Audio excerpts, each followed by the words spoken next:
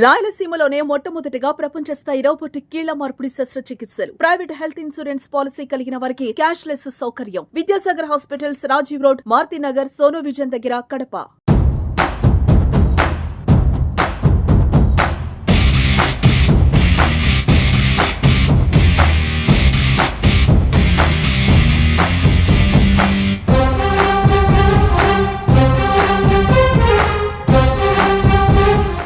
మరి 2 రోజుల్లో కడపలో మహానాడు భారీగా ఏర్పాట్లు జరుగుతున్నాయి. అదేవిధంగా ఒక పండగ వాతావరణంలో కడపలో ఈ మహానాడు నిర్వహించబోతున్నారు.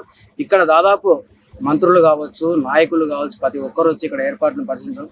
ఈ భాగంలోని కడప ఎమ్మెల్యే మాధవిరెడ్డి గారి కుమారుడు ఇక్కడ పనులు పర్యవేక్షిస్తున్నారు. ఆయన అడిగి మరిన్ని విషయాలు తెలుసుకున్నాం. అన్న చెప్పండి, మహానాడు మన కడప జిల్లాలో ఏర్పాటు చేయడం చాలా సంతోషకరమని చాలా మంది చెప్తారు. ఇప్పుడు ప్రజెంట్ 2 రోజుల్లో మహానాడు ఎలా ఉన్నాయి ఏర్పాటు? మీరే అన్నారు కదా, తెలుగుదేశం పార్టీకి ఇది కార్యకర్తలకి ఇది ఒక పెద్ద పండుగ. మీరు చూస్తే స్టేట్ వైడ్ నుంచి ప్రతి ఒక్కరు వచ్చి వాళ్ళకి తోచిన సాయం వాళ్ళు చేసి దీన్ని మేమందరం కలిసి సెలబ్రేట్ చేసుకునే పండుగ. 20 సంవత్సరాల తర్వాత కడపలో తెలుగుదేశం పార్టీ గెలిచింది. ఇది మా అదృష్టం. ఈ ఏడాది మహానాడు కడపలో జరపాలని నిర్ణయించుకున్నారు. మా ఫాదర్ కూడా దీనికి పెద్ద పండుగలా జరపాలి. ఎప్పుడు చూడని విధానంగా ఏర్పాట్లు జరిగాయి.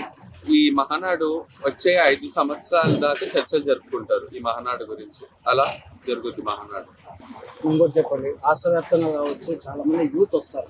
ఇలాంటి యూత్ కు మీరు అసలు మహానాడు తరపున ఏం చెప్తారు?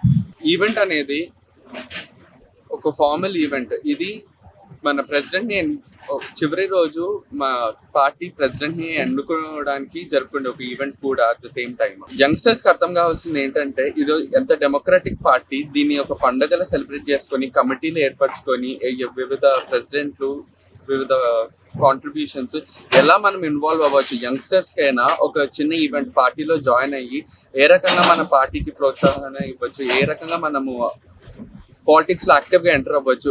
ఏం బ్యాక్గ్రౌండ్ లేకపోయినా చిన్న చిన్న కమిటీల్లో మనం జాయిన్ అయ్యి మనకి తోచిన సహాయం కూడా మనం చెయ్యొచ్చు. ఇది అందరి యంగ్స్టర్స్ కి ఒక మంచి ఆపర్చునిటీ.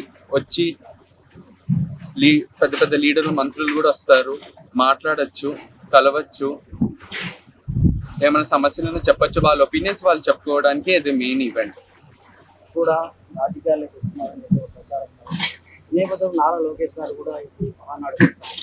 అంటే మీకు ఒకవేళ నారా లోకేష్ గారితో మాట్లాడే అవకాశం అయితే ఈ జిల్లాలో చాలా వరకు యువతకు ఉపాధి లేదని కూడా మీరు నారా లోకేష్ గారు